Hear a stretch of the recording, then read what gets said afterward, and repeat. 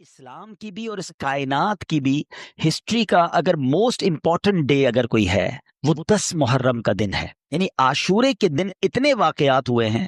آپ قرآن پاک کا مطالعہ کریں, آپ انبیاء کی ہسٹری پڑھیں تو بہت سارے وہ واقعات جو شاید اس پوری دنیا کے لیے ٹرننگ پوائنٹ تھے, مگر وہ واقعات کس دن اللہ تبارک و تعالیٰ کی رضا سے ہوئے, وہ 10 محرم کا دن تھا. فار ایگزامپل حضرت آدم علیہ الصلوۃ والسلام کی جو ولادت ہوئی, وہ یعنی جو پیدائش کی گئی, آپ کو بنایا گیا, تخلیق کی گئی, یہ 10 محرم کا دن تھا. اٹ مینز جہاں سے ہیومینٹی اسٹارٹ ہوتی ہے, ہم آدمی کیوں ہیں, حضرت آدم کی اولاد سے ہیں, تو حضرت آدم کو ہی 10 محرم کو بنایا گیا. اسٹارٹ آف آپ یہ کہہ سکتے ہیں کہ انسانیت کی جو ابتدا ہو رہی ہے, تخلیق آدم جو ہوتی ہے وہ 10 محرم کو ہوتی ہے. پھر آپ کو جنت میں جو داخل کیا گیا وہ بھی 10 محرم ہی کا دن تھا. حضرت آدم علیہ السلام کی جو توبہ قبول ہوئی وہ بھی 10 محرم ہی کا دن تھا. یعنی حضرت آدم علیہ السلام کی زندگی کے اہم ترین جو وقت تھا, جو بھی ایونٹ آیا, وہ 10 محرم کا دن تھا. اچھا, اب آتے ہیں کہ حضرت ابراہیم خلیل اللہ علیہ نبینا علیہ السلام کی پیدائش. آپ خلیل اللہ ہیں, اور یہ بھی آپ کو پتا ہونا چاہیے کہ نبی پاک علیہ الصلوۃ والسلام کے بعد انبیاء میں سب سے زیادہ بڑا مرتبہ اگر کسی کا ہے تو وہ حضرت ابراہیم علیہ الصلوۃ والسلام کا ہے. سارے دینوں میں یہ ایک بات بڑی سگنیفیکنٹ ہے کہ 4 جو بڑے آسمانی کتابیں تھیں اور آج بھی جو آسمانی دین کہلاتے ہیں, اس میں سب میں حضرت ابراہیم کی بڑی جو ہے نا, یوں سمجھے کہ عزت ہے, احترام ہے, اور ان کا مقام ہے. بہت کمال کی ہستی ہے. کبھی انشاءاللہ موقع ملا تو حضرت ابراہیم کی ہسٹری پر بہت کچھ ہے ان کی ہسٹری میں, مگر ان کی ہسٹری میں بھی ان کی لائف کا بھی جو ٹرننگ پوائنٹ تھا کہ جب آپ کو نمرود کی آگ سے بچایا گیا, آپ کو آگ میں جو ڈالا گیا تھا, اور وہ آگ میں سے جو آپ نجات ملی آپ کو, وہ بھی 10 محرم ہی کا دن تھا. آپ سمجھ رہے ہیں بات کو؟ اچھا, اب آگے چلتے ہیں. حضرت موسیٰ علیہ الصلوۃ والسلام, سبحان اللہ, قرآن میں سب سے زیادہ جس نبی کا ذکر ہے وہ حضرت موسیٰ علیہ الصلوۃ والسلام ہے. آپ کی زندگی میں بھی بڑے پیچ و خم ہیں, اور one of the historical history اگر پڑھیں حضرت موسیٰ علیہ الصلوۃ والسلام کی سیرت کو, عقل حیران ہو جاتی ہے. اور کتنی جگہ قرآن نے حضرت موسیٰ کے واقعات کو بیان کیا, بنی اسرائیل کے واقعات کو بیان کیا, مگر سب سے اہم واقعہ اگر کہا جائے کہ جب فرعون سے آپ کو نجات ملی, جو دریائے نیل میں فرعون کو غرق کیا گیا اور بنی اسرائیل کو نجات ملی, یہ آپ کی زندگی کا اہم ترین پوائنٹ تھا, ڈے تھا. یہ دن بھی 10 محرم کا دن تھا. آپ انڈرسٹینڈ کیجئے کہ ہسٹری میں جب بھی کوئی بڑا ایونٹ ہوا اور مسلمانوں کے لیے کوئی بڑی اہم بات ہوئی تو اللہ نے گویا 10 محرم کے دن کو منتخب فرمایا. اس کی مشیت ہے. اور آگے چلتے ہیں. حضرت عیسیٰ علیہ الصلوۃ والسلام, سبحان اللہ, روح اللہ کہلاتے ہیں. آپ کی پیدائش یہ بھی 10 محرم کو ہوتی ہے. اچھا, پھر ان کی زندگی کا ایک وہ پوائنٹ ہے جو آج تک بہت سارے مذاہب میں ڈسپیوٹ ہے. ہم مسلمانوں کا عقیدہ یہ ہے کہ آپ کو آسمانوں پہ اٹھا لیا گیا ہے, آپ آج بھی زندہ ہیں. وہ والا زندہ, ایسے تو ہر نبی زندہ ہے, مگر آپ کو ابھی تک موت ہی نہیں آئی ہے, جس کو ہر انسان کو آنے کا وعدہ ہے. تو حضرت عیسیٰ علیہ الصلوۃ والسلام جو ہیں, ان کو جو آسمانوں پر اٹھایا گیا وہ دن بھی 10 محرم کا دن تھا. اچھا, پھر اسی طرح حضرت نوح علیہ السلام, حضرت نوح علیہ السلام کے بارے میں بھی معلوم ہونا چاہیے ہمیں. آپ کو آدم ثانی کہا جاتا ہے. اچھا, کیوں کہا جاتا ہے؟ کہ حضرت آدم سے تو ساری دنیا چلی, ساری نسلیں بنی نوح انسان چلی, مگر ایک وقت ایسا آیا کہ جب حضرت نوح علیہ الصلوۃ والسلام کی قوم پر طوفان آیا نا, تو آپ کو حکم دیا گیا کہ ایمان والوں کو کشتی میں بٹھا کے اب طوفان میں اب وہ کشتی چلنے لگ گئی. تو لوگ کتنے تھے اس کشتی میں؟ 80 لوگ تھے. یہاں ایک درس بھی ہے کہ حضرت نوح علیہ الصلوۃ والسلام نے 950 سال اپنی قوم کو اللہ کی طرف بلایا. and after a struggle of more than 950 years, کتنے لوگ ایمان لائے؟ only 80 لوگ ایمان لائے. اس میں ان لوگوں کے لیے درس ہے جو کہتے ہیں یار نیکی کا کام کرنے میں دل نہیں لگتا, کامیابی تو ملتی نہیں, میں تو کوشش کرتا ہوں کوئی ساتھ نہیں دیتا. تو یاد رکھیے, میرا اور آپ کا کام کوشش کرنا ہے. کامیابی دینے والی ذات رب کائنات کی ہے. کوانٹٹی دیکھ کر مرعوب نہ ہو جایا کرو. اس میں ایک میسج یہ بھی ہے, یار اتنے سارے لوگ اس کی بات مانتے, کچھ تو ہوگا, اتنے سارے لوگ اس کے مرید ہیں, اتنے سارے لوگ اسے پہچانتے ہیں, اتنے سارے لوگ اس کے پیچھے بھاگتے ہیں, تو کچھ تو ہوگا. کوانٹٹی, یہ مائٹ از آلویز رائٹ کا فارمولا ہی غلط ہے. ہاں, جو اللہ رسول سے سچی محبت کرے, اللہ تبارک و تعالیٰ کا پیارا ہو, وہ رائٹ ہے, چاہے تھوڑے ہی کیوں نہ ہو. اب اللہ پاک نے کیا کیا؟ 80 لوگ تھے, یہ 80 لوگ جب کشتی میں گھوم رہے تھے، تقریباً 6 مہینے تک یہ کشتی گھومتی رہی۔ اب اس پوری ہسٹری کا جو ٹرننگ پوائنٹ تھا نا، جب کشتی نے کنارہ پکڑا کوہ جودی کا، ہیں، اور وہ جو دن تھا، وہ دن بھی عاشورے کا دن تھا، وہ دن بھی 10 محرم تھا، اور فرام دیٹ ڈے دنیا دوبارہ ریوائیو ہوئی، ان 80 لوگوں سے پھر یہ دنیا چلنا شروع ہوئی۔ اور اسی لیے حضرت نوح علیہ السلام کو آدم ثانی کہا جاتا ہے کہ دنیا گویا دوبارہ ری سٹارٹ آپ کے بعد ہوتی ہے، اور جتنے انبیاء حضرت نوح علیہ السلام کے بعد آئے وہ سب آپ ہی کی اولاد سے تھے، اس لیے آپ کو ابو الانبیاء بھی کہا جاتا ہے۔ Try to understand the importance of the day of the 10th of Muharram. یہ عاشورہ کا دن حضرت امام حسین کے واقعے سے پہلے بھی ایک ہسٹوریکل ڈے تھا، اور کمال کے واقعات اس دنوں میں ہوئے۔ حضرت یونس علیہ السلام، ان کی زندگی کا ٹرننگ پوائنٹ کیا تھا؟ جب وہ مچھلی کے پیٹ میں چلے گئے۔ اب وہ ایسا اندھیرا تھا، مچھلی کے پیٹ سے کون زندہ آتا ہے؟ مگر آپ وہ دعا کرتے رہے جس کو آج ہم آیت کریمہ کہتے ہیں، لا الہ الا انت سبحانک انی کنت من الظالمین۔ یہ وہ وظیفہ ہے، علماء کہتے ہیں آج بھی اگر کوئی مشکلوں کے اندھیروں میں پھنس جائے، وہ یہ وظیفہ کرے، اللہ اسے اجالا عطا فرما دے گا۔ اب مچھلی کے پیٹ سے کس دن نکلے؟ وہ دن بھی 10 محرم کا دن تھا، سبحان اللہ۔ اور آگے چلتے ہیں، حضرت یعقوب علیہ السلام کی بینائی، آپ کی بینائی ذوف ہو گیا تھا، بہت کمزور ہو گئی تھی، آئی سائٹ، بڑا طویل واقعہ ہے۔ وہ جو بینائی کا ذوف کمپلیٹلی دور ہوا، وہ بھی عاشورے کا دن تھا۔ حضرت یوسف علیہ السلام کی ہسٹری، یہ تو وہ واقعہ ہے جس کو احسن القصص کہا گیا۔ قرآن میں حضرت یوسف کے واقعے کو بہترین قصہ قرار دیا گیا۔ نہیں پڑھا ضرور تفسیر قرآن میں پڑھیں۔ اچھا، اس واقعے کا بھی ٹرننگ پوائنٹ کیا تھا؟ جب آپ کے بھائیوں نے آپ کو کنویں میں ڈال دیا تھا۔ لائف تو آلموسٹ ختم ہو گئی نا، آپ کنویں سے تو چھوٹا بچہ ہے، وہ کیسے باہر آئے گا؟ مگر وہ ایک عجب داستان ہے کہ آپ کو کنویں سے رہائی ملی۔ وہ جو کنویں سے نکالا گیا تھا، وہ دن بھی 10 محرم کا دن تھا۔ اللہ اکبر۔ اچھا، سبحان اللہ۔ اب اس دن حضرت ایوب علیہ السلام، صبر ایوب بڑا مشہور ہے، آپ کی تکلیف جو دور کی گئی، جس دن صبر ایوب کا امتحان ختم ہوا اور آپ سے بیماری ختم ہوئی، وہ دن بھی 10 محرم کا تھا۔ اور اللہ کریم نے اس دن بہت ساری انوینشنز بھی کی ہیں۔ ہم کہتے ہیں نا فلاں تاریخ کو فلاں چیز بنائی گئی، فلاں تاریخ کو فلاں چیز بنی، ڈیٹس یاد ہوتی ہیں۔ آؤ میں بتاتا ہوں کہ اس دن سبحان اللہ میرے رب عز و جل نے عرش، کرسی، آسمان، زمین، سورج، چاند، ستارے اور جنت، یہ سب بنائے، وہ دن بھی عاشورے کا ہی دن تھا۔ اور ایک اور بات بتاؤں، بارش جو ہے یہ زندگی کا، یعنی ہماری حیات کا جو تعلق ہے نا، یہ بارش سے ہے۔ اگر بارش دنیا میں ختم ہو جائے، لوگوں کو شاید امپورٹنس نہیں پتا بارش کی، یہ بارش ہی زندگی کا سبب ہے۔ جی ہاں، اس کی پوری ایک ریسرچ ہے۔ خیر آج بیان کا موضوع کچھ اور، ایک ہلکا سا ٹچ دے دیتا ہوں۔ پانی، source of water for the universe, ہماری زندگی میں، ہماری پوری کائنات میں جو راستہ ہے نا پانی آنے کا، وہ صرف بارش ہے، ورنہ 67% تو کھارا پانی ہے۔ باقی دنیا کو پانی کیسے ملتا؟ 8 ارب انسان تقریباً، ٹھیک ہے جناب، ملٹیپلائی بائی 10، 80 ارب اس وقت جانور ہیں، ملٹیپلائی بائی 10۔ یہ الگ تحقیق ہے کہ ہر جو زمینی جانور ہیں وہ 10 ٹائمز ہوتے ہیں، اور اس سے 10 ٹائمز جو ہے وہ پرندے ہوتے ہیں۔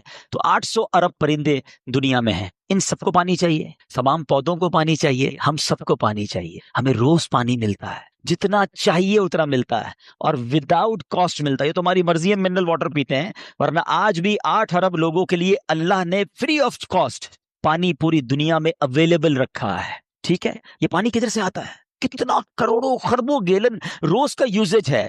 اب ذرا اس کی تھوڑی سی، یہ جو پانی پیتے ہیں نا، جب جی چاہتا ہے پانی پی لیتے ہیں، یہ پانی پیو تو کبھی سوچا کرو یہ پہنچانے کا نظام کیسا شاندار ہے۔ سائنس کہتی ہے سمندر سے ایوپریٹ ہوتا ہے پانی، بادلوں میں جاتا ہے۔ ٹھیک ہے، آج تک کروڑوں اربوں گیلن اوپر جاتا ہے، کبھی ہم نے پائپ لائن نہیں دیکھی۔ یہ اللہ کریم نے کیسی پائپ لائن بنائی ہے جو نظر نہیں آتی، اور یہ پانی اوپر چلا جاتا ہے۔ چلے بھائی، اوور ہیڈ ٹینک میں چلا گیا، تقریباً جتنے بیٹھے ہیں سارے فریکوینٹ فلائر ہیں، کئی بار جہاز میں بیٹھے بادلوں سے گزرے، کہیں کوئی ٹینک نظر نہیں آیا۔ کدھر ہے وہ ٹینک جو بادلوں میں ہے؟ نظر نہیں آتا، مگر وہ سیکیور ہے بادلوں میں، جب رب چاہتا ہے بارش برستی ہے۔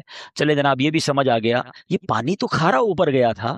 آج اتنی سائنس ترقی کر گئی، کتنے $بلین جناب پلانٹس میں لگائے، بڑے تجربے کیے، جب جا کے سمندر کا پانی پینے کے قابل بنایا، مگر ایسا میٹھا شاید وہ اب بھی نہیں بنا سکے۔ مگر یہ سارا سمندر کا پانی اوپر جاتا ہے، جب نیچے برستا ہے تو کیسا میٹھا اور لذیذ ہوتا ہے۔ سب سے اچھا منرل واٹر آج سائنس کہتی ہے، قرآن نے پہلے کہہ دیا، بارش کا پانی مائے مبارک ہے، اس میں شفا ہے۔ لیکن آج سائنس کہتی ہے the most beautiful clear crystal water, جو منرل واٹر ہے وہ بارش کا پانی ہے۔ چلے جناب، وہ کدھر فلٹر ہوا، ادھر کون سا پلانٹ ہے جو نظر ہی نہیں آتا؟ میں اور آپ کئی بار بادلوں میں جہازوں میں گئے، کوئی ایک سائڈ تو فلٹر پلانٹ نظر آیا ہو؟ اچھا جناب، فلٹر بھی ہو گیا۔ اب اس کے بعد جناب، اگر بارش کا پانی سمندر کے بخارات سے بنتا ہے تو بارش تو کراچی میں برستی، پنجاب میں کیسے برستی؟ ہمارے پاس سمندر تھا، ان کے پاس تو نہیں ہے۔ پوری دنیا میں کئی ایسے ملک ہیں جہاں سمندر ہی نہیں ہے، وہاں بارش کیسے ہو جاتی ہے؟ اللہ اکبر، رب نے ان بادلوں کی ٹرانسپورٹیشن کا انتظام کیا، ہوا کا نظام بنایا، یہ بادل کو لے کر چلتی ہے اور ہر اس جگہ پر جا کر پانی پہنچتا ہے جہاں انسان کو ضرورت ہے۔ اچھا، بارش برسی، کسی نے کٹورا بھرا، کسی نے جناب ٹینک بھر لیا، بارش ختم ہوئی، پھر پانی ختم ہو جاتا، دوبارہ کیسے ملتا؟ تو سبحان اللہ، ہم فریج بناتے ہیں ٹھنڈا پانی کرنے کے لیے، اللہ نے ناردرن ایریاز میں ایسے فریج بنا دیے کہ جہاں یہ بارش کا پانی کولڈ اسٹوریج میں اسٹور ہو جاتا ہے۔ سائنس بتاتی ہے کہ اب بھی ایسے کئی گلیشیئر ہیں جو 100 سال سے زیادہ وقت ہو گیا پگھلے ہی نہیں ہیں، وہ اسٹور موجود ہے۔ جب گرمیوں میں کھپت بڑھتی ہے، اب پانی پگھلنا شروع ہوتا ہے، نہروں میں آتا ہے، پوری دنیا میں جہاں ضرورت ہوتی ہے ان علاقوں میں پانی پہنچتا ہے۔ لوگ کہتے ہیں انڈر گراؤنڈ ٹینک ہونے چاہیے۔ اللہ نے زمین کو کیسی صلاحیت دی ہے، جتنا پانی ہم نے پینا ہے ہم نے پیا، زمین کو ضرورت تھی زمین نے پیا، ایکسٹرا پانی زمین کے اندر اسٹوریج ہو گیا، جب ہمیں ضرورت پڑی ہم بورنگ کرتے ہیں، اندر سے پھر صاف پانی نکل آتا ہے۔ یہ نظام اگر آپ سمجھ لینا پورا تو ہر گھونٹ پہ کہنے کو جی چاہے گا فَبِأَيِّ آلَاءِ رَبِّكُمَا تُكَذِّبَانِ۔ اب بتاؤ، اور آپ کو پتا ہے یہ بارش جب اتنی اہم ہے نا، تو زمین پر سب سے پہلی بارش جب برسی تھی نا، وہ دن بھی 10 محرم کا دن تھا۔ تو یہ ہے 10 محرم کا دن۔ یہ دن گھومنے پھرنے کا دن نہیں ہے، لوگ پکنک منانے جاتے ہیں، چھٹیاں مل گئی اب جناب گھومنے پھرنے جا رہے ہیں۔ یہ بڑا ہسٹوریکل ڈے ہے، یہ عبادت کا دن ہے، اللہ کو یاد کرنے کا دن ہے۔ اچھا، پھر ایک اہم ترین واقعہ ہونا ہے، اور وہ بھی کتابوں میں ملتا ہے کہ جب قیامت آئے گی تو وہ دن بھی 10 محرم ہی کا دن ہوگا۔ تو ٹرائی ٹو انڈرسٹینڈ، 10 محرم کے دن تمام جانور خوف زدہ ہوتے ہیں، آپ کو پتہ ہے، ہمیں نہیں پتا ہوتا، انسان تو گھوم پھر رہا ہوتا ہے کہ ان کو یہ خوف ہوتا ہے کہ کہیں قیامت نہ آ جائے، لیکن ہمیں یہ احساس ہونا چاہیے۔ اور پھر اسی دن وہ واقعہ ہوا کہ 1400 سال کے قریب وقت گزر گیا ہے کہ امام علی مقام، امام عرش مقام، امام تشنا کام، امام حسین رضی اللہ تعالیٰ عنہ اور ان کے رفقا کو کس بے دردی سے اس کربلا کے میدان میں پیاسا شہید کیا گیا۔ اچھا، کمال کی بات دیکھیں، محبت دیکھیں، اللہ کریم نے، ہم اللہ کا شکر بھی ادا کرتے ہیں کہ ہمیں اہل بیت سے، نبی پاک کے خاندان سے کیسی محبت دی ہے۔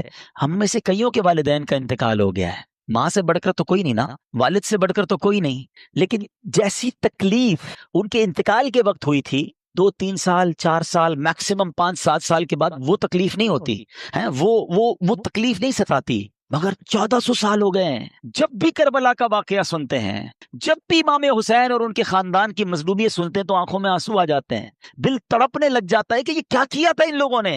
ہیں شاعر لکھتے ہیں نا، جن کو دھوکے سے کوفے بلایا گیا، جن کے بچوں کو پیاسا رلایا گیا، جن کی گردن پہ خنجر چلایا گیا، اس حسین ابن حیدر پہ لاکھوں سلام۔ یہ ایسا عجیب واقعہ ہوا ہے کہ آج بھی جب سنتے ہیں، پڑھتے ہیں تو عقل حیران ہو جاتی ہے۔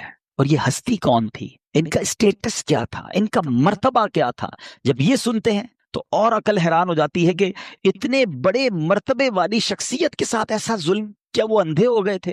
کیا انہیں سمجھ نہیں تھی کہ ہم کن پر یہ ظلم کر رہے ہیں؟ امام حسین رضی اللہ تعالیٰ عنہ کے مرتبے کو سمجھنے کے لیے میں آپ کو ایک واقعہ سناتا ہوں۔ ایک بار نبی پاک علیہ السلام کی گود میں پیارے آقا کے اپنے صاحبزادے حضرت ابراہیم رضی اللہ تعالیٰ عنہ ہیں اور امام حسین رضی اللہ تعالیٰ عنہ۔ جبریل امین آئے اور عرض کرتے ہیں حضور اللہ تعالیٰ ان دونوں کو آپ کے پاس جمع نہیں فرمائے گا، ایک ان دونوں میں سے یعنی دنیا سے چلے جائیں گے، اب آپ ڈیسائیڈ کریں۔ یہ اختیار دیا گیا کہ آپ کے اپنے بیٹے یا آپ کے نواسے کس کو رکھنا چاہیں گے؟ نبی پاک نے گویا امام حسین کو سلیکٹ کیا۔ کچھ ہی دنوں کے بعد پیارے آقا کے صاحبزادے حضرت ابراہیم کا وصال ہو گیا اور نبی پاک امام حسین کو کہا کرتے تھے یہ وہ میرا بیٹا ہے جس کے لیے میں نے اپنے بیٹے کو قربان کیا ہے۔ لیول آف لو سوچیں کتنا تھا، افیکشن کیسی تھی کہ اپنا بیٹا قربان کر دیا امام حسین رضی اللہ تعالیٰ عنہ پر۔ میرے آقا فرمایا کرتے حسین مجھ سے ہے اور میں حسین سے ہوں، کبھی کاندھے پر بٹھانا ہے، کبھی گود میں اٹھانا ہے، کبھی چومنا ہے، کبھی کہتے یہ میرے پھول ہیں، بالکل لٹرلی میرے آقا پھولوں کی طرح انہیں سونگا کرتے تھے۔ امام حسن اور امام حسین کا مرتبہ وہ ہے، سیدی اعلیٰ حضرت لکھتے ہیں نا، ان دو کا صدقہ جن کو کہا میرے پھول ہیں، کیجے رضا کو حشر میں خنداں مثال گل۔ حضور ان دو کا صدقہ جن کو آپ نے پھول کہا تھا۔ ایک اور جگہ سیدی اعلیٰ حضرت گویا اس پورے خاندان کو، پنجتن پاک کو ایک باغ کی طرح سمجھاتے ہیں ہمیں۔ کیا بات رضا اس چمنستان کرم کی، کیسا چمن تھا، کیسا کرم کا باغ تھا، کیا بات رضا اس چمنستان کرم کی، زہرا ہے کلی جس میں حسین اور حسن پھول۔ یہ کیسا خاندان ہے۔ نبی پاک اتنی محبت فرماتے، امام حسن رضی اللہ تعالیٰ کو ایک بار نبی پاک کاندھوں پر بٹھائے اور جا رہے ہیں، کسی نے کہا اے برخوردار ہیں کیسی تجھے سواری ملی؟ ایک صحابی کہتے ہیں کتنے خوش نصیب ہو اے حسن، تمہیں سواری کیسی ملی؟ کیونکہ نبی پاک کے کاندھے پہ ہے نا۔ سنو میرے آقا کیا کہتے ہیں، آقا کہتے ہیں سوار بھی کتنا اچھا ہے، اتنا پیار ہے اپنے نواسوں سے۔ پیارے آقا علیہ السلام کی حدیث مبارک جس کا مضمون ہے جو حسین سے بغض رکھے اس نے مجھ سے بغض رکھا، اتنے فضائل، اتنے نازوں سے پالا ہوا۔ اور پھر ایک اور عجیب بات بتاؤں آپ، حضرت امام حسین، اچھا پہلے ایک فضیلت کی بات اور سن لیں پھر وہ عجیب بات بتا رہا ہوں۔ ہمارے گھر میں بچہ پیدا ہوتا ہے، ہماری خواہش ہوتی ہے کسی مولوی صاحب کو ڈھونڈیں، اذان دلوا دیں، کوئی اور نیک آدمی مل جائے تو ان سے گٹی دلوا دیں۔ شہد چٹا کے لوگ بچے کو چٹا دیتے ہیں یا کھجور چھوٹی سی کھلا دیتے ہیں، یہ تحنیک ہے اور یہ سنت ہے، کرنا چاہیے، اچھی بات ہے۔ آج کل تو ڈاکٹر الاؤ نہیں کرتے، لیکن امام حسین کی قسمت پر ہماری جانیں قربان۔ ویری فرسٹ جو خوراک آپ کے منہ میں جاتی ہے نا، ایسا نہیں تھا کہ ان کو شہد چٹایا گیا یا ان کو کھجور کھلائی گئی، امام حسین کی منہ میں نبی پاک نے اپنی زبان داخل کر دی۔ پہلی خوراک لعاب مصطفیٰ ہے صلی اللہ تعالیٰ علیہ وسلم۔ آپ سوچئے سٹارٹ کیسا ہے کہ زندگی میں اگر پہلا کچھ لقمہ کھایا ہے یا کوئی چیز حلق کے نیچے جا رہی ہے تو وہ سرور کائنات علیہ الصلوۃ والسلام کا لعاب دہن ہے۔ اذان کس نے دی؟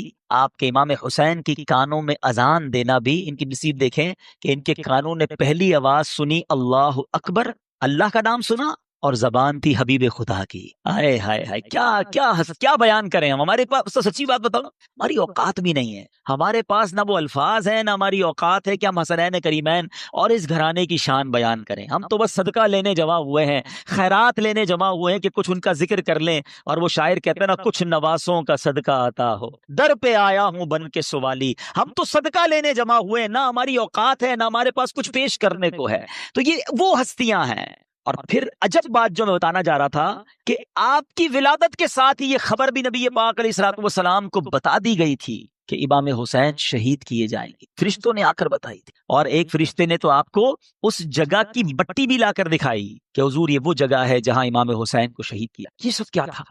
اچھا امام حسین خود بھی پتا ہے، بی بی فاطمہ کو بھی پتا ہے، اور مولا علی کو بھی پتا ہے، کئی صحابہ کو پتا تھا کہ شہید کر دیے جائیں گے، اور یہ بھی بتایا گیا کہ حضور آپ کی امت ہی شہید کرے گی۔ لیکن ایک بڑا جس کو کہنا کہ ریلیونٹ کوسچن پیدا ہوتا ہے کہ پوری لائف میں کہیں پر بی بی فاطمہ نے نبی پاک علیہ الصلوۃ والسلام سے عرض کیا ہو اے بابا جان آپ حسین سے اتنا پیار کرتے ہیں، میرا بھی لخت جگر ہے، آپ اللہ کی بارگاہ میں دعا کریں یہ جو امتحان آپ نے بتایا آئے گا یہ ٹل جائے، حسین کو شہید نہ کیا جائے، اس کو اتنا ستایا نہ جائے۔ کبھی مولا علی نے دعا کے لیے نبی پاک سے عرض کیا ہو کہ حضور سارا مدینہ آپ سے دعا کرواتا ہے، اپنی مشکلیں حل کروانے کے لیے آپ اپنے نواسے کے لیے بھی دعا کر دیں نا۔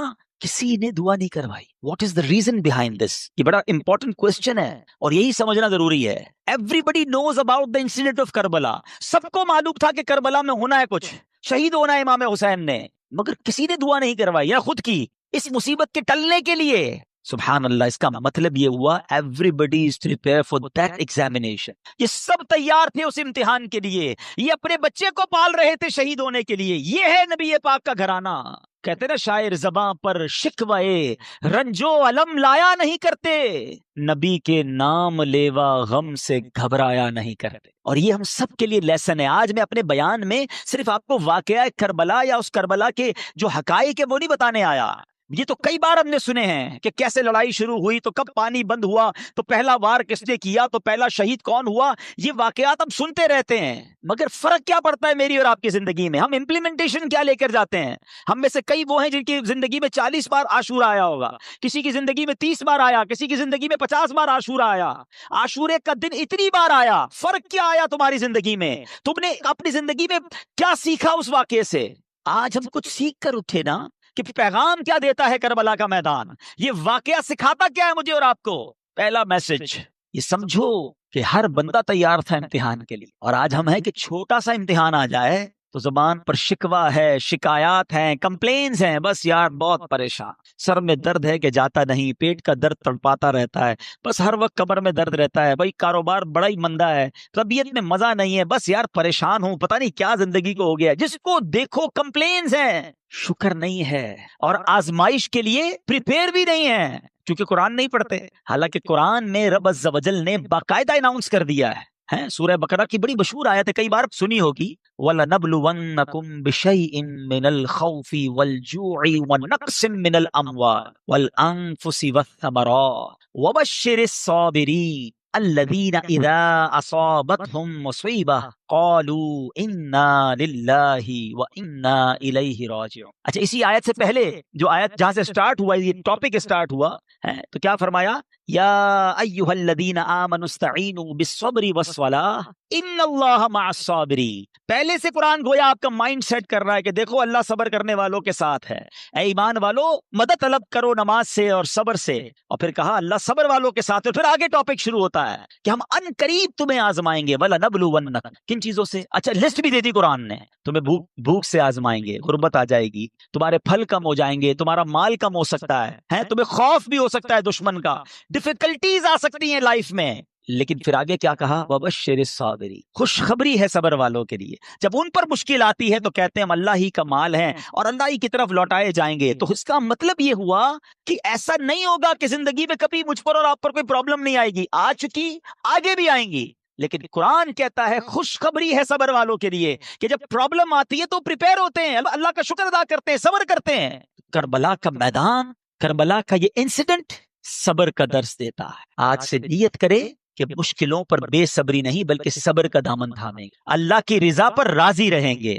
اب آگے چلتے ہیں، یہ کربلا کا جب واقعہ ہوتا ہے تو امام حسین رضی اللہ تعالیٰ کو تو دھوکے سے بلایا گیا نا، آپ تو لڑنے تو گئے نہیں تھے، لڑنے کے لیے کون بچوں کو اور فیملی کو لے کے جاتا ہے؟ آپ کو تو باقاعدہ معزز مہمان کے طور پر بلایا گیا تھا، حضور آپ آئیں اور آ کر ہمیں بچائیں، ہم یزید کی بیعت نہیں کرنا چاہتے، ہم آپ کی بیعت کرنا چاہتے ہیں۔ اور آپ پر چونکہ اتنے خطوط آ گئے، اتنی ریکویسٹ آ گئی کہ شرن آپ پر ضروری ہو گیا کہ اگر آپ نہ جاتے، کچھ لوگ کہتے نہیں جانا چاہیے تھا، اگر امام حسین نہ جاتے تو وہ کوفے والے قیامت کے دن اللہ کی بارگاہ میں عرض کرتے کہ مولا ہم نے تو امام کو بلایا تھا، وہ نہیں آئے، ہم نے مجبوراً یزید کی بیعت کر لی۔ تو امام پر گویا شرعن لازم ہو چکا تھا کہ آپ ان کی بیعت کر لینے کے لیے، ان کی ہدایت کے لیے، کیونکہ وہ بلا رہے تھے، آپ جاتے، اور آپ نے بہت خوبصورت پلان ترتیب دیا، خطوط آ چکے تھے، ایویڈنسز موجود تھے، مگر آپ نے کراس چیک کرنے کے لیے مسلم بن عقیل رضی اللہ تعالیٰ کو بھیجا کہ آپ جائیے وہاں جا کر پہلے حالات دیکھیے، پھر آپ بتائیں گے تو ہم آ جائیں گے۔ حضرت مسلم بن عقیل پہنچتے ہیں، سب لوگوں نے بڑا ویلکم کیا، ہزاروں لوگوں نے آپ کی بیعت کر لی، اور آپ نے خط لکھ دیا امام حسین کو کہ حضور یہاں پہ ایوری تھنگ از اوکے، ہر بندہ آپ کے لیے انتظار میں ہے، آپ آئیے۔ انفارچونیٹلی دیکھیں کہ خط ادھر پہنچتا ہے، امام حسین ادھر روانہ ہوتے ہیں اور ادھر کوفے والوں نے غداری کی اور وہاں حضرت مسلم بن عقیل سے دھوکہ کیا، آپ کو شہید بھی کر دیا گیا، حضرت مسلم بن عقیل کے بچوں کو بھی شہید کیا گیا، اور حضرت مسلم بن عقیل رضی اللہ عنہ آخری وقت تک کہتے رہے کہ کاش میں وہ خط نہ لکھتا۔ آج کل کا دور تو تھا نہیں کہ کال کر دی جاتی، کوئی ذرا میں واٹس ایپ کر دیا جاتا، ایک خط پہنچ چکا تھا امام حسین کے پاس کہ جناب ایوری تھنگ از اوکے، آپ ٹریول کر چکے، اور ادھر حضرت مسلم بن عقیل کو شہید کر دیا گیا۔ اب آپ جب کربلا کے قریب پہنچتے ہیں اور آپ کو ریزسٹ کیا جاتا ہے، آپ کو انٹرسیپٹ کیا جاتا ہے جو یزیدی لشکر تھا، اب یہ لشکر 22,000 کا لشکر ہے۔ ایک بڑا ریلیونٹ کوسچن ہے کہ 72 لوگ ہیں جن میں بچے بھی ہیں، عورتیں بھی ہیں، ان سے لڑنے کے لیے یا ان کو گرفتار کرنے کے لیے اتنا بڑا لشکر کیوں بھیجا گیا؟ 1000-2000 آدمی بھیج دیے جاتے، کیونکہ یہ تو ویل ایکوپڈ بھی نہیں تھے، کیونکہ یہ جنگی ساز و سامان لے کر بھی نہیں گئے تھے، وہ سارے ایکوپڈ تھے، سارے جناب ساز و سامان کے ساتھ آئے تھے۔ تو جواب یہ ملتا ہے کہ وہ جانتے تھے کہ ان کی رگوں میں شیر خدا کا خون ہے، یہ اتنا آسانی سے ہاتھ نہیں آئیں گے، اگر یہ لڑنے پر آ گئے تو 2-4 ہزار تو مسئلہ ہی کوئی نہیں ان کے لیے ہے، تو اس لیے خوف کے عالم میں 22,000 کا لشکر بھیجا گیا۔ یہ کربلا کے اس واقعے سے ایک اور پیغام کیا ملتا ہے؟ پیغام یہ ملتا ہے کہ اس واقعے میں جو امام حسین رضی اللہ تعالیٰ عنہ کے جو قافلے والے تھے، تلواروں کے سائے تھے، دشمنوں کا خوف تھا، مگر سجدے تھے، تلاوت تھی، عبادت تھی، اور ادھر یزیدی لشکر میں ناچ تھے، گانے تھے، رقص و سرور تھا۔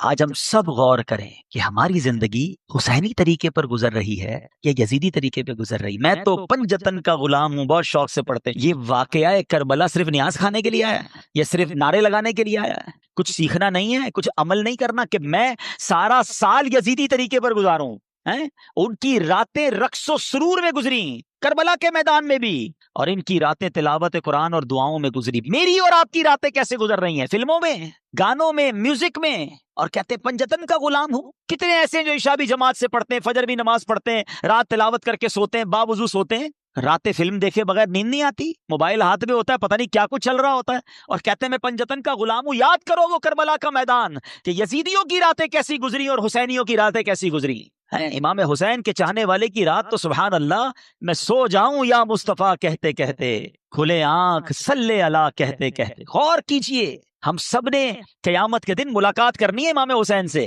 کرنی ہے نا انشاءاللہ. ہماری تو تمنا ہے کہ ہمارا حشر ان کے ساتھ ہو، ہم وہیں ان کے پیچھے پیچھے جنت میں جائیں گے. مگر اگر وہاں کوسچن ہو گیا کہ تم کون سے طریقے پر زندگی گزار کر آئے، حسینی یا یزیدی، وی ہیو اینی آنسر؟ یہ غور کرنا ہے. اس کربلا کے واقعے میں دو گروپس تھے، ہمیں ایک گروپ چوز کرنا ہے، اور حقیقتاً ہمیں امام حسین کے گروپ کو چوز کرنا ہے نا، ہمیں انہی کے فٹ اسٹیپ پر چلنا ہے، یزیدیوں کے پیچھے تو نہیں جانا نا. تو یہ غور کریں کہ اعمال ایسے ہیں کہ نہیں. ایک اور بڑی پیاری بات بتاؤں، 72 کربلا والوں میں سے ایک مرد واپس جاتا ہے، وہ ہیں امام زین العابدین عابد بیمار رضی اللہ عنہ. ٹھیک ہے، ادھر ہزاروں واپس جاتے ہیں، یا تو سارے شہید ہو جاتے ہیں نا، ایک ہی واپس جاتا ہے. ایک بڑا ریلیونٹ کوسچن ہے، آپ میں سے بہت سارے دنیا کے کئی ملکوں میں گئے ہیں، کہیں کوئی ایک بندہ آپ کو ملا ہے آج تک جس نے یہ کہا ہو کہ میں اس یزیدی لشکر کی اولاد میں سے ہوں، کہ یار امام حسین سے اور ان کے ساتھیوں سے لڑنے گیا نا، میں ان کی اولاد میں سے ہوں؟ آپ کو ایک نہیں ملا ہوگا ایسا. ہزاروں واپس گئے، ان کی نسل کا، ان کی بات کرنے والا کوئی نہیں ہے. ایک حضرت عابد بیمار واپس آئے ہیں. آج دنیا کے کونے کونے میں آپ کو حسینی سید ملتے ہیں. یہ کیسے ہو گیا؟ ایک مرد واپس آیا اور نسل میں اتنی برکت. سبحان اللہ. اس سے کربلا کے اس واقعے سے سیکھنے کو ملا کہ جو چیز اللہ کی راہ میں قربان کی جائے اللہ اس میں برکت ڈال دیتا ہے. ہاں، وہ بڑی پیاری بات، بڑا خوبصورت جملہ پڑھا، کربلا کی کہانی بس اتنی سی ہے، یزید تھا حسین ہے، بس وہ ختم. اور امام حسین آج بھی کروڑوں دلوں پر حکومت کرتے. یزید کا نام لینے والا کوئی نہیں، کوئی اپنے بچے کا نام یزید نہیں رکھتا ہے، اور حسین کا نام رکھنے والے اور ان کا نام سر پر عزت کے ساتھ رکھنے والے اربوں، ہر وہ مسلمان نہیں ہے. ہم تو یہ سمجھیں گے وہ کون سا مسلمان ہے جس کے دل میں امام حسین کی محبت نہیں ہے. اس میں امام حسین تو ہمارے ایمان کا حصہ ہے. تو سمجھنے والی بات یہ ہے، سیکھنے والی بات یہ ہے کہ جو چیز، اب ذرا اس بات کو تھوڑی سی باریک بات ہے سمجھیے گا، جو چیز اللہ کی راہ میں قربان کر دی جائے نا، اللہ اس میں برکت ڈال دیتا ہے. اب اس سے آپ اپنی ساری لائف کو ایزیوم کر لیں. اگر آپ چاہتے ہیں کہ آپ کی صحت میں برکت ہو، آپ اپنی باڈی کو، اپنے جسم کو اللہ کی راہ میں استعمال کریں، نماز پڑھیں، دین کے کام میں یوز کریں، اللہ آپ کی صحت میں برکت ڈال دے گا. آپ چاہتے ہیں آپ کی زبان میں برکت ہو، آپ کے الفاظ مؤثر ہو جائیں، اٹریکٹیو ہو جائیں، آپ اپنی گفتگو میں اللہ رسول کا نام لینا شروع کریں، درود پاک پڑھیں، ذکر اللہ کریں، تلاوت قرآن کریں، لوگوں کو اسلام کی نیکی کی دعوت دیں، اللہ آپ کی گفتگو میں برکت ڈال دے گا. آپ چاہتے ہیں آپ کے مال میں برکت ہو جائے، اللہ کی راہ میں مال خرچ کریں، اللہ آپ کے مال میں برکت ڈال دے گا. آپ چاہتے ہیں اللہ آپ کی اولاد میں برکت ڈال دے، آپ اپنی اولاد کو دین کے کاموں کی طرف لگائیں، اللہ اس میں برکت ڈالے گا، ان کے لیے نصیب اچھے کر دے گا. تو کربلا کا یہ پیغام ہے کہ جس چیز میں تم برکت چاہتے ہو اس چیز کو اللہ کی راہ میں قربان کرو، اللہ اس میں اور برکت ڈال دے گا. اب ایک اور میسج کربلا کا، جب امام حسین رضی اللہ تعالیٰ عنہ کو شہید کیا گیا، امام حسین گویا دنیا سے جاتے ہوئے میسج دے گئے کہ ہم تلواروں کے سائے میں بھی سجدے نہیں چھوڑتے. وہاں نمازیں قضا نہیں ہوئی. آج تمام حسینیوں کو، تمام پنجتن کے غلام کو، امام حسین کی نیاز بنانے والوں کو میسج ہے کہ کربلا والوں نے اس میدان میں نماز قضا نہیں کی، اور آج تمہاری پلنگ کے اوپر سوتے ہوئے نماز قضا ہو جاتی ہے. آج تھوڑی سی طبیعت خراب ہے یار، موڈ اچھا نہیں ہے، بس کل پڑھ لوں گا، بس اگلے جمعے سے نہیں چھوڑوں گا، ہماری نماز قضا ہوتی ہے. بتاؤ کیا جواب دو گے قیامت کے دن اگر امام حسین سے ملاقات ہو گئی اور انہوں نے پوچھ لیا کہ ہم نے تو کربلا کے میدان میں بھی نماز قضا نہیں کی اور تم اپنے گھر پہ نماز قضا کرتے تھے اور کہتے تھے میں پنجتن کا غلام ہوں؟ ہوگا کوئی جواب ہمارے پاس؟ آؤ آج کی مبارک رات یہ پکی سچی نیت کر کے جانا ہے کہ ایٹ اینی کاسٹ کچھ بھی ہو جائے آج کے بعد ہماری نماز قضا نہیں ہوگی. اچھا، جب سر انور کو نیزے پر اٹھا لیا گیا نا ان یزیدیوں نے، آپ کے مبارک سر کو نیزے پہ اٹھایا تو اس وقت اس سر سے بھی تلاوت قرآن کی آواز آ رہی. یہ امام حسین کی کرامت ہے. کیا خوبصورت شاعر امیر اہل سنت کے غالباً شعر آپ فرماتے ہیں عبادت ہو تو ایسی ہو, تلاوت ہو تو ایسی ہو, سرے شبیر تو نیزے پہ بھی قرآن سناتا.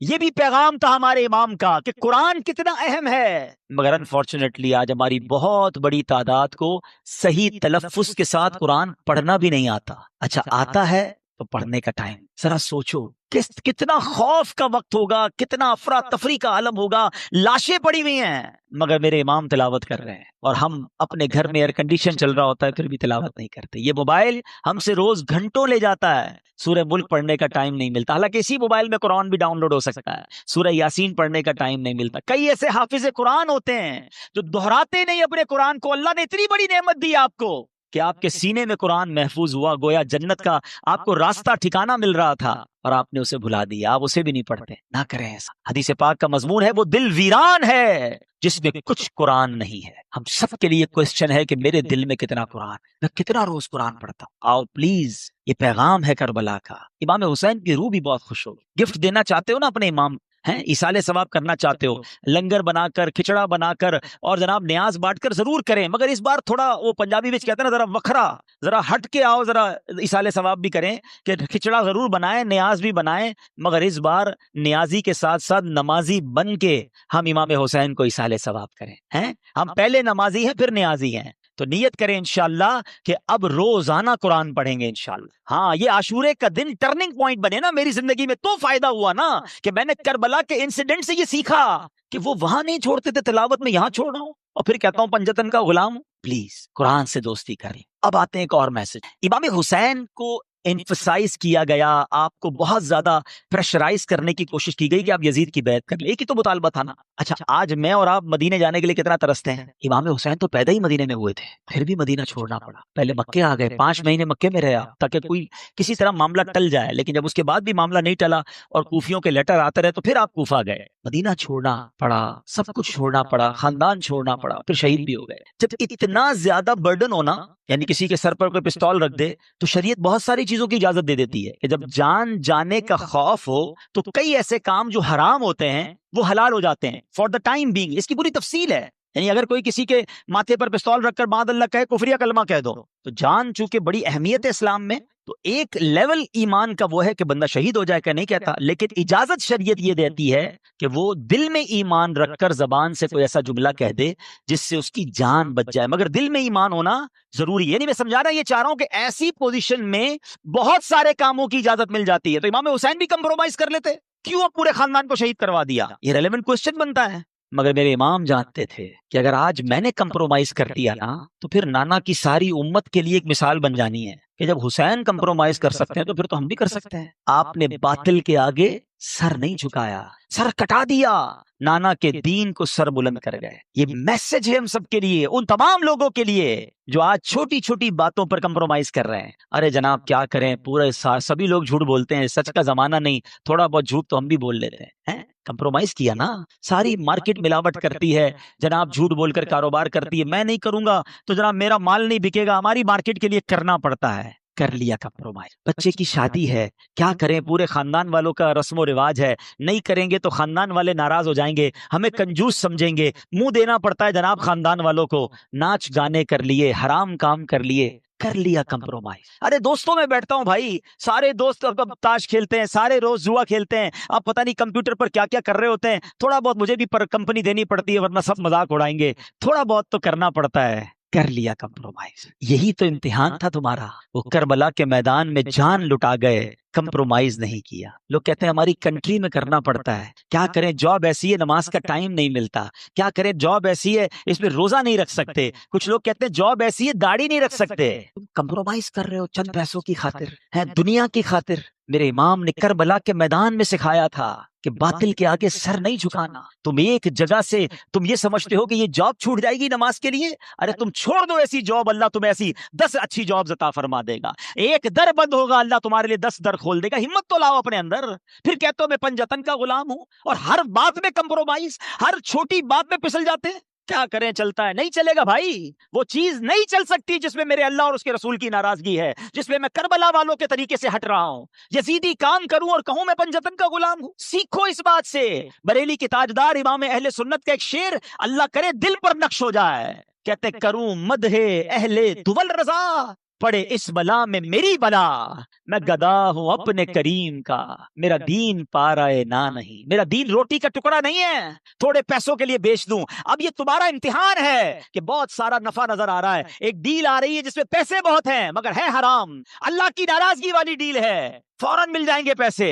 اب تمہارا امتحان ہے کہ یزیدی ہو یا حسینی ہو. اپنے دل سے پوچھو کہ یہ کام کروں گا تو کیا اللہ اس کے رسول اور اہل بیت راضی ہوں گے، یا یہ پیسے پکڑ لوں؟ نہیں، اب ٹھکراؤ اسے اور کہو میں گدا ہوں اپنے کریم کا، میرا دین پارائے نہ نہیں. بڑا دل تھا، بڑا ارمان تھا، ایک شوق تھا جو پورا کرنے کا موقع آ گیا، مگر وہ حرام کام کے ذریعے پورا ہو رہا ہے. نہیں کرنا، یہی تو تمہارا امتحان ہے نا.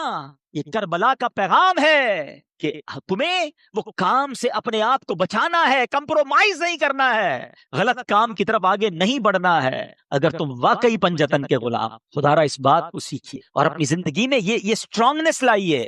آئیں گے ایسے امتحان اور آتے رہتے ہیں. وہی تو امتحان ہے کہ جب تمہارے سامنے حرام آیا اور تم نے اللہ اور اس کے رسول کی رضا کے لیے اسے ٹھکرا دیا. اعلیٰ حضرت فرماتے ہیں نا، انہیں جانا، انہیں مانا، نہ رکھا غیر سے کام، للہ الحمد میں دنیا سے مسلمان گیا. یہ تو ہماری زندگی کا فوکس ہونا چاہیے. فیملی راضی ہو جائے، دوست راضی ہو جائے، خاندان والے راضی ہو جائیں، ارے سیٹ راضی ہو جائے، چھوڑو، پہلے دیکھو اللہ اور اس کا رسول راضی ہے کہ نہیں. وہ راضی ہے تو بس سب ٹھیک ہو جانا ہے. تم سب کو راضی کرنے کے چکر میں اپنے اللہ کے حبیب کو ناراض کر رہے ہو. ایسا نہ. یہ کربلا کا پیغام. میں کچھ اپنی بہنوں سے بھی بات کر لیتا ہوں. کربلا کے میدان میں خیمے لگے ہوئے تھے اور خواتین تھی نا، تو ان خواتین میں جب ان کے سامنے خبریں آ رہی تھی کہ والد بھی شہید ہو گئے، بھائی بھی شہید ہو گئے، شوہر بھی شہید ہو گئے، بچے بھی شہید ہو گئے، تو کوئی خاتون بغیر پردے کے باہر آئیں ہیں، چیختی ہوئی، چلاتی ہوئی، چادر اتار کر. حالانکہ کیسا ماحول ہوگا، گھبراہٹ کیسی ہوگی کہ سارے مرد شہید ہو رہے ہیں، مگر اس کیفیت میں بھی ان کا پردہ باقی تھا. کیسا پیغام دیا ان پردہ دار بیویوں نے آنے والی نسلوں کی عورتوں کو کہ پنجتن کی غلامی یہ ہے کہ کسی صورت میں بھی پردہ نہیں ضائع ہونا چاہیے. مگر آج بازاروں میں گھوم رہی ہیں ہماری بہنیں بے پردہ. کہتے ہیں جناب عورت کی آزادی ہے. یہ کیسی عورت کی آزادی ہے؟ ایک طرف کہتے ہو امام حسین اور کربلا والوں کے چاہنے والے ہیں، اور دوسری طرف بے پردہ عورت کو گھومنا کہتے ہیں عورت کی آزادی ہے. بڑا پیارا واقعہ ہمارے نگران شورا نے بیان میں سنایا کہ ایک شخص نے ایک غیر مسلم تھا، اس نے ایک مسلمان سے کہا کہ یہ تمہاری عورتیں، تم لوگوں نے عورتوں کو قید کیا ہوا ہے، کوئی ہاتھ ہی نہیں ملا سکتا ان سے. ہمارے یہاں تو جو دیکھو شیک ہینڈ کر لیتا ہے، اور تم اپنی عورتوں کو دوسرے مردوں سے ہاتھ بھی نہیں ملانے دیتے. تو مسلمان نے کہا یہ بتاؤ تمہارے ملک کی ملکہ سے کوئی ہاتھ ملانا چاہے تو ملا سکتا ہے؟ کہا نہیں، ملکہ تو بہت بڑی شخصیت ہوتی ہے، اس سے تو چند سلیکٹڈ لوگ ہی ہاتھ ملا سکتے ہیں، باقی لوگ تو اس کے قریب بھی نہیں جا سکتے. کہا تمہارے ملک میں ایک ملکہ ہے، ہماری ہر عورت کو ہم نے ملکہ کا درجہ دیا ہے. ہماری ہر عورت کی عزت ہے، ہماری ہر عورت سے صرف وہی ہاتھ ملا سکتا ہے جس کو شریعت اجازت دیتی ہے، باقی ہر ایرا غیرہ نتھو غیرہ ہماری عورت کو ٹچ نہیں کر سکتا. یہ اسلام نے ان کو مقام دیا تھا، مگر ہم چاہتے نہیں جناب وہ مقام چھین لیا جائے اور عورتوں کو ان وحشت ناک لوگوں کے حوالے کر دیا جائے، اور کہتے ہیں یہ آزادی ہے. خدارا میری بہنیں، میری مائیں، جس پنجتن پاک اور بی بی خاتون جنت کی ہم کنیز کہلانا چاہتی ہیں، اب پہلے ڈیسائیڈ کر لینا میری بہنیں کہ کس کی غلامی اختیار کرنی ہے. تو نے جنت بی بی فاطمہ کی، ان کے ساتھ جنت میں جانا ہے یا فلم ایکٹریس کے ساتھ جنت میں جانا ہے؟ جنت میں کیا جائیں گے بعد اللہ جہنم میں. خود سوچیں کہ ہم کس کے پیچھے چل رہے ہیں، یہ کدھر لے کے جا رہا ہے معاشرہ ہم کو. کربلا کا یہ پیغام میری بہنوں کے لیے ہے کہ وہ جو بیویاں تھیں وہ پردہ دار تھی، آپ بھی پردہ دار رہے. اور آخری باتیں تو بہت ساری ہیں لیکن وقت کافی ہو گیا. اب آخری بات، امام حسین کی سیرت سے ایک اور بات سیکھنے کو ملے. کسی پر ظلم کرنا حسینی طریقہ نہیں ہے. اچھا ہم پتہ کیا سمجھتے ہیں؟ ہم سمجھتے ہیں ظلم جو ہے نا قتل کرنا ہی ہے. میں کہاں ظلم کرتا ہوں، میں نے کب کسی کو قتل کیا،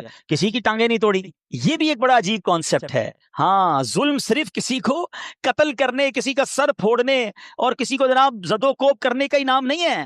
ظلم کے بارے میں چند باتیں بتاتا ہوں. آستینیں چڑھائیں، کسی کی طرف لپکے اس کو ڈرایا، یہ بھی ظلم ہے. کسی کو گھور کر دیکھا وہ سہم گیا، یہ بھی ظلم ہے. مذاق اڑایا، کسی نام رکھتے ہیں نا، ٹنگنا، کالا، موٹا، چھوٹا، عجیب عجیب نام رکھے ہوئے ہیں، یہ بھی ظلم ہے. جی جناب کسی کا جوئے کے ذریعے مال بٹور لیا، یہ بھی ظلم ہے. سود کے ذریعے مال لے لیا، یہ ظلم ہے، ناپ تول میں کمی کر کے مال چھین لیا یہ بھی ظلم ہے، رشوت لی جو جرم ہے، والدین کو ستایا ظلم ہے، پڑوسی کو تکلیف دی ظلم ہے، رات کو شور شرابہ کر کے نائٹ کرکٹ کھیلنے والوں، ساری ساری رات شور مچا کر لوگوں کی نیندیں برباد کرنے والوں، یہ بھی ظلم ہے۔ ظالم یزید تھا، بتاؤ اب کس طریقے پر چلنا ہے؟ ہاں سوچو، غلط پارکنگ کرتے ہیں، سوچتے بھی نہیں، بیڑا جو ہوتا ہو دیکھا جائے گا، میرا کام تو ہو جائے، چاہے بیچارہ وہ گھر سے نکل ہی نہ سکے، اس کا دروازہ لاک کر دیا، یہ بھی ظلم ہے۔ بہتان لگایا، الزام لگایا، ظلم ہے۔ ظلم ظلم ہوتا ہے، چاہے چھوٹا ہو یا بڑا ہو۔ ظلم کرنا یزید کا طریقہ ہے، حسین کا نہیں، رضی اللہ تعالیٰ۔ اب سوچ لو کہ ہم کس پیرائے میں زندگی گزار رہے ہیں۔ ہمیں اگر کسی کے ساتھ ہم نے یہ ظلم کیے ہوئے ہیں نا، تو ہمیں معافی مانگنی ہوگی، ہمیں تھوڑا سا دل بڑا کرنا ہوگا، ادھر مانگ لو ورنہ ادھر پچھتائیں گے، ادھر کچھ بھی نہیں بن سکے گا۔ میں آج ایک واقعہ پڑھ رہا تھا، کیا واقعہ ہے، اور اس نے ہلا دیا نا، حالانکہ یہ واقعہ صحابہ کرام کے ساتھ ہوا، مگر دیکھو یہ ہوتی ہے معافی۔ ہوا یہ، حضرت ابو ذر رضی اللہ تعالیٰ، ان کو ایک صحابی نے دیکھا کہ وہ اپنے غلام کے ساتھ ہیں، ان کے کپڑے بھی ویسے ہی، غلام کے بھی ویسے ہی، کوئی فرق نہیں، بالکل ایک جیسا ہی اسٹائل، کھانا پینا بھی ایک جیسا۔ تو کہا ابو ذر آپ کیسے کپڑے پہن کے گھوم رہے ہیں؟ کہتے میرے ساتھ ایک واقعہ ہو، میں خلاصہ عرض کر رہا ہوں، ویسے بخاری شریف میں یہ حدیث موجود ہے اور پھر اس کی شرح میں علماء نے اور بھی بہت کچھ لکھا۔ کہتے ہیں میرے ساتھ ایک واقعہ یہ ہوا کہ میں نے حضرت بلال رضی اللہ تعالیٰ عنہ کو کوئی بات چیت ہوئی ہوگی تو کہہ دیا کہ اے کالی ماں کے بیٹے، کیونکہ آپ بلیک تھے، آپ افریقن تھے، غلام تھے، اسی بات پہ انہوں نے کہہ دیا۔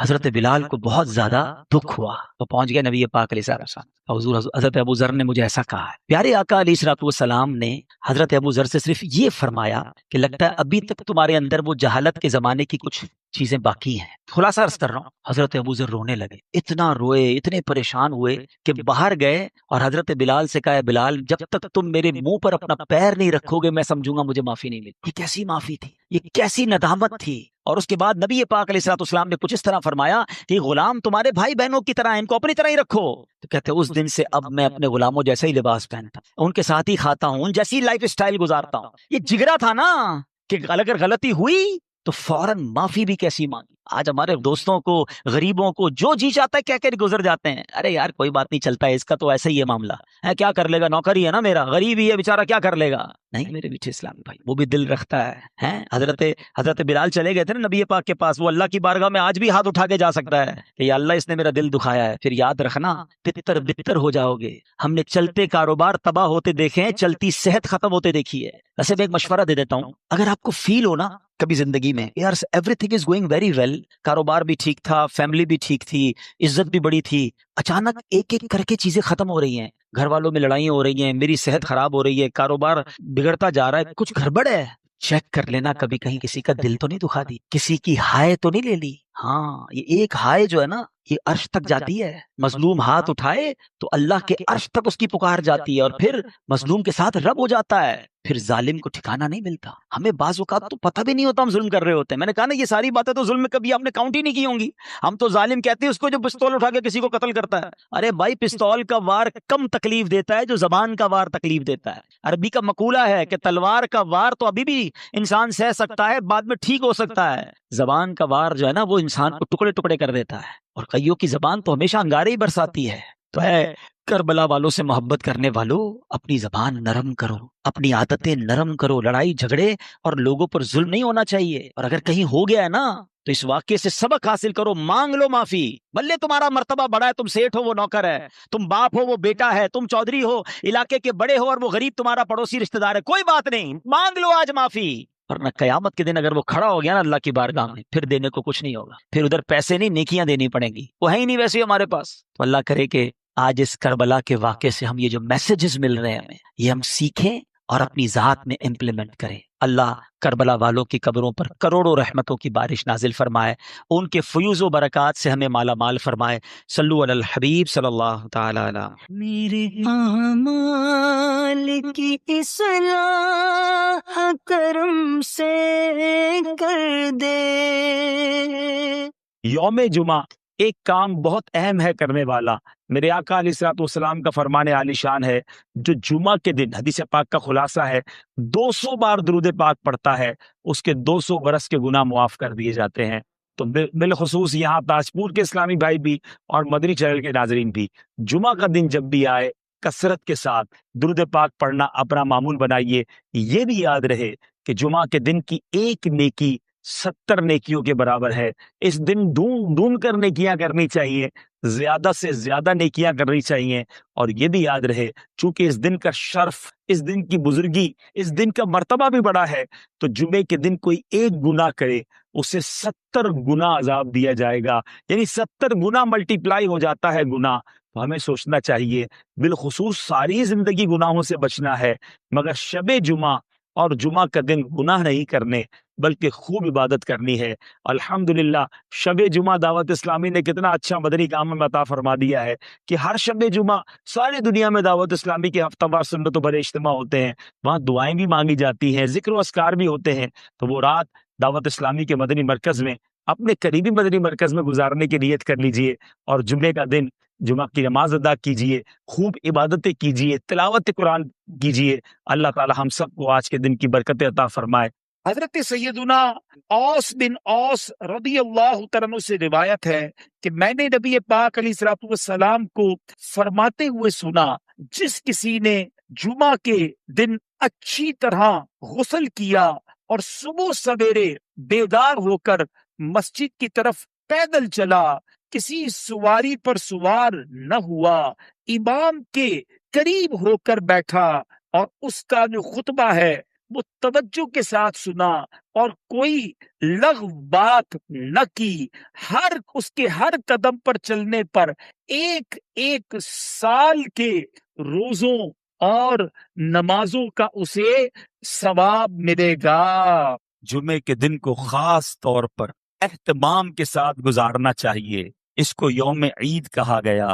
ये तमाम दिनों का सरदार है। जुमे के दिन की इतनी बरकतें हैं कि कोई जुमा के दिन इंतकाल कर जाए तो उसको कब्र के मुनकर नकीरें के सवालों जवाब से आसानी और अजाब कब्र से निजात मिल जाती है। हमारे बुजुर्गाने दीन, हमारे असलाफ जुमे के दिन ढूंढ ढूंढ कर नेकियां किया करते, मगर आज हम नॉर्मल तरीके से जुमा गुजारते हैं। जुमे के दिन भी माअल्लाह गुनाहों का सिलसिला होता है। याद रहे, जहां जुमा का दिन इस कदर मुबारक है, वहां जुमा के दिन अगर कोई गुनाह किया जाए तो उस गुनाह को भी 70 गुना काउंट किया जाता। तो कभी भी शबे जुमा, जुमेरात की रात, वैसे तो कभी भी गुनाह नहीं करना चाहिए, मगर स्पेशली जुमेरात और जुम्मे को ज्यादा एहतियात और ज्यादा नेकियां करने की आदत डालें। यानी अगर ऐलान हो जाए कि हफ्ते में एक दिन ऐसा होगा जो जितना कमाएगा उसको 10 गुना कर दिया जाएगा, उस दिन कितना काम करेंगे हम? अरे एक दिन में 10 गुना मल्टीप्लाई।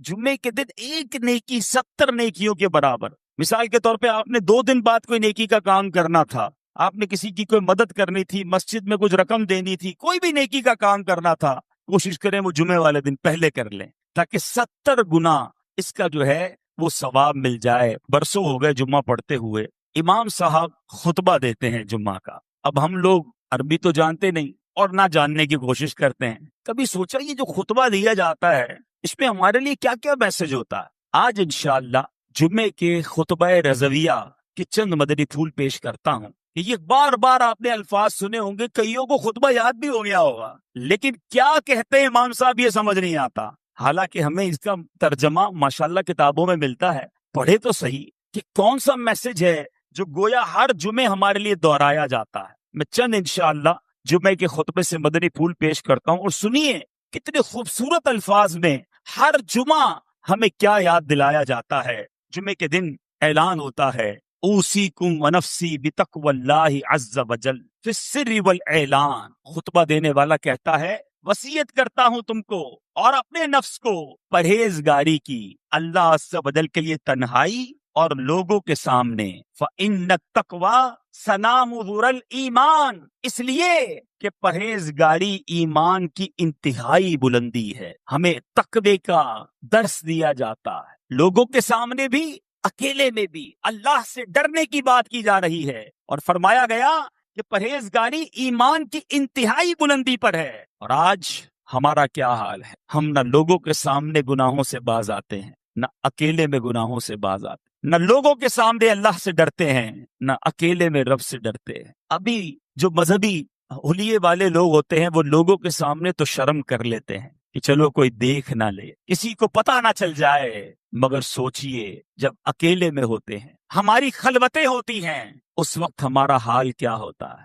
آج بڑا بھائی نہ دیکھ لے، میرا دوست نہ دیکھ لے، میری عزت کرنے والا نہ دیکھ لے، اس بات کا تو خیال ہے، مگر تنہائی میں جب دروازہ بند ہوتا ہے اس وقت یہ خیال کیوں نہیں آتا کہ رب دیکھ رہا ہے، اللہ دیکھ رہا ہے۔ اے میرے میٹھے اور پیارے اسلامی بھائیوں، جس سے سب سے زیادہ شرم کرنی چاہیے تھی وہ دیکھ رہا ہے، اور ہم اس وقت بے شرمیاں کرتے ہیں، اس وقت گناہ کرتے ہیں۔ اے میرے میٹھے اور پیارے اسلامی بھائیوں، غور کیجئے، یہ کتنی بری بات ہے کہ رب دیکھ رہا ہو اور بندہ اسی کی نافرمانی کر رہا۔ امام اہل سنت مولانا شاہ امام احمد رضا خان علیہ رحمت الرحمان کیا خوب فرماتے ہیں، چھپ کے لوگوں سے کیے جس کے گناہ، یعنی جس کی نافرمانی کر رہے ہو، چھپ کے لوگوں سے کیے جس کے گناہ، وہ خبردار ہے کیا ہونا، وہ تو دیکھ رہا ہے۔ اور اگر وہی ناراض ہو گیا میرے بیٹے اسلامی بھائیوں، ہمارا کیا بنے گا؟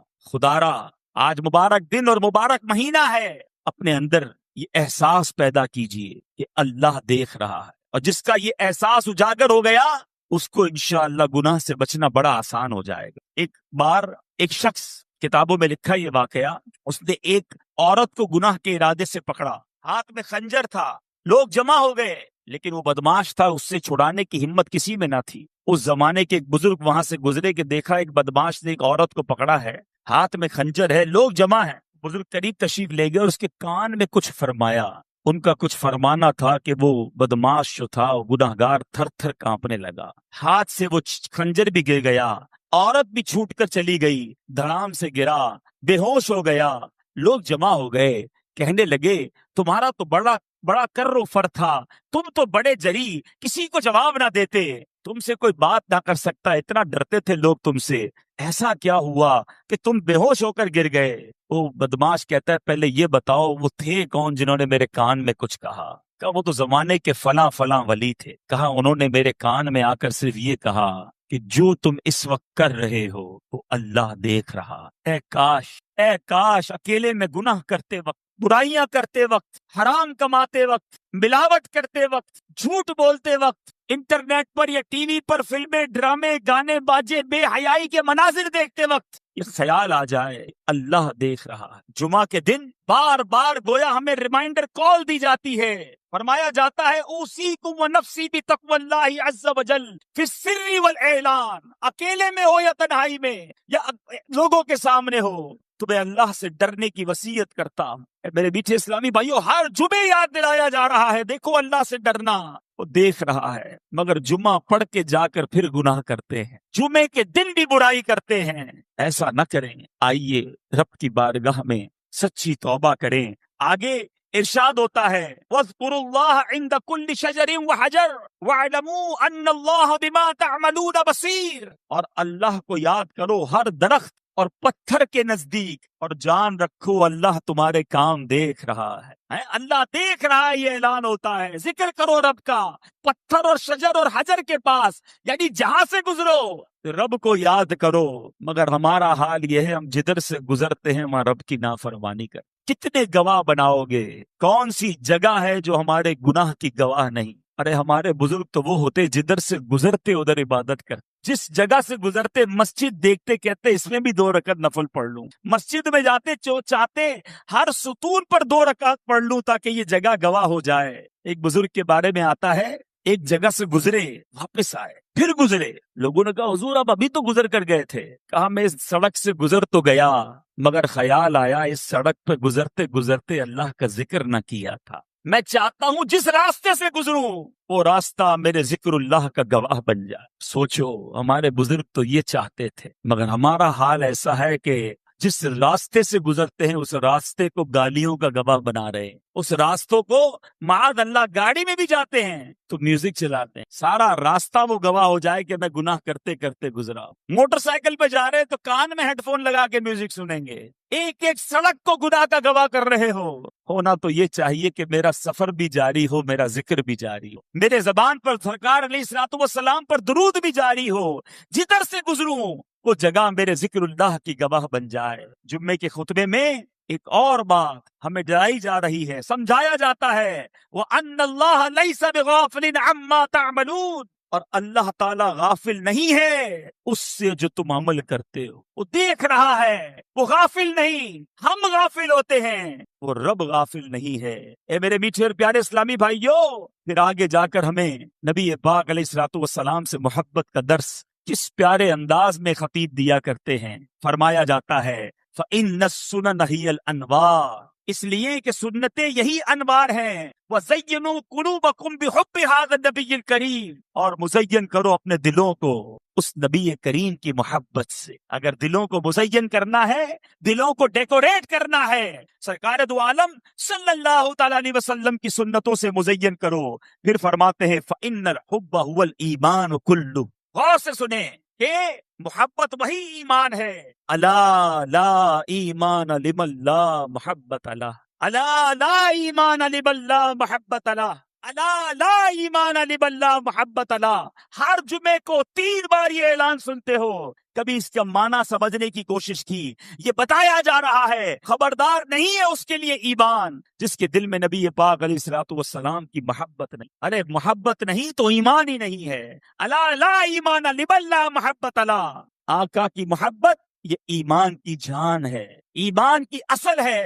اگر نبی پاک علیہ الصلوۃ والسلام سے محبت نہیں، اس کا ایمان ہی مکمل نہیں ہے۔ اور یہ بات فقط اس خطبے میں نہیں بلکہ بخاری شریف کی حدیث ہے۔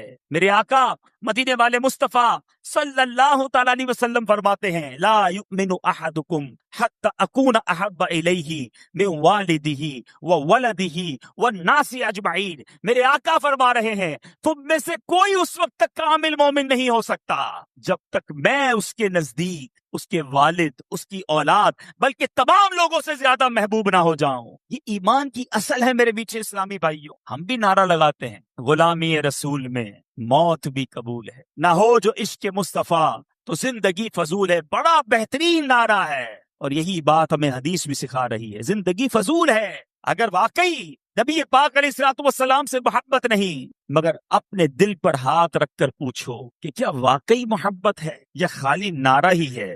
محبت ہوتی تو میں ایسا ہوتا، واقعی سچی محبت ہوتی تو میرا ایسا کردار ہوتا کہ آقا فرمائے کچھ اور میں کروں کچھ۔ ارے جس سے محبت ہوتی ہے اس کی ہر بات سے بھی محبت ہوتی، اس کی ہر ادا سے بھی محبت ہوتی ہے۔ دیکھو محبت کی تو صحابہ کرام نے کی، کیسی محبت کی کہ آج سنتے ہیں تو ایمان تازہ ہو جاتا ہے۔ قرآن مجید فرقان حمید میں ہمیں سمجھایا جا رہا ہے کہ اگر رب عز و جل کی طرف سے برکتوں کو پانا ہے، رحمتوں کو حاصل کرنا ہے، قرآن کہتا ہے قل ان کنتم تحبون اللہ فاتبعونی یحببکم اللہ ویغفر لکم ذنوبکم واللہ غفور رحیم۔ اے رسول فرما دیجئے اگر تم لوگ اللہ سے محبت کرتے ہو تو میری اتباع کرو۔ محبت اللہ سے کرتے ہو تو اتباع میری کرو، کیوں کیا ہوگا؟ اللہ تم کو اپنا محبوب بنا لے۔ سرکار کی اتباع کریں گے اللہ محبوب بنا لے گا اور تمہارے گناہوں کو بخش دے گا، اور اللہ بہت زیادہ بخشنے والا اور رحم فرمانے والا ہے۔ اے میرے پیچھے اسلامی بھائی، یہ قرآن کا بھی حکم ہے کہ پیارے آقا علیہ الصلوۃ والسلام کی اتباع کی جائے، نبی پاک کی سنتوں پر عمل کیا جائے۔ مگر بدقسمتی سے آج محبت کا دعویٰ تو ہم سب کرتے ہیں، مگر سنتوں سے ہم سارے زندگی سے ایسا لگتا ہے کہ دور گزار رہے ہیں۔ ہمارے اسلاف کیسے محبت کرتے، کیسے اطاعت کرتے۔ سیدنا صدیق اکبر عاشق اکبر ہیں رضی اللہ تعالیٰ عنہ، آپ کی وفات کا وقت آتا ہے، ساری زندگی تو نبی پاک کی سنتوں پر عمل کیا، آخری وقت کیا عالم ہے؟ اپنی وفات سے چند گھنٹے پہلے ام المومنین حضرت عائشہ صدیقہ رضی اللہ تعالی عنہا سے دریافت فرماتے ہیں کہ رسول اللہ صلی اللہ تعالی علیہ وسلم کے کفن مبارک میں کتنے کپڑے تھے اور آپ کی وفات کس دن ہوئی تھی۔ دیکھو سنت پر عمل کا جذبہ کیسا ہے۔ انتقال کے وقت پوچھا جا رہا ہے کہ کفن میں میرے آقا کے کتنے کپڑے تھے، وفات کس دن ہوئی۔ اس سوال کی وجہ یہ تھی کہ ساری زندگی تو نبی پاک کے طریقے پر چلا ہوں، آخری وقت کفن بھی اتنے ہی کپڑوں میں مل جائے، اور کاش دن بھی وہ نصیب ہو جائے جو آقا کو نصیب ہوا ہے۔ وہ کفن کیسا تھا معلوم کرتے تھے، ہم لباس کیسا ہے وہ نہیں پہنتے۔ سوچئے یہ کیسی محبت ہے۔ الا لا ایمان لمن لا محبت له، اس کے لیے ایمان نہیں، کامل ایمان والا وہ نہیں جس کے دل میں نبی پاک علیہ الصلوۃ والسلام کی محبت نہیں۔ اے میرے میٹھے اور پیارے اسلامی بھائیوں، محبت فقط زبانی نعروں کا نام نہیں، ہمارے کردار میں عشق رسول جھلکنا چاہیے، ہماری عادتوں میں نبی پاک علیہ الصلوۃ والسلام کا انداز جھلکنا چاہیے۔ ہمارے اسلاف تو ان سنتوں پر بھی عمل کرتے جس کا حکم نہیں ہوتا تھا، مگر وہ چاہتے سرکار دو عالم صلی اللہ تعالی علیہ وسلم کی ہر ادا کو ادا کیا جائے۔ ایک مرتبہ حضرت ابو ہریرہ رضی اللہ تعالیٰ عنہ کا گزر ایک ایسی جماعت سے ہوا کہ اس کے سامنے کھانے کے لیے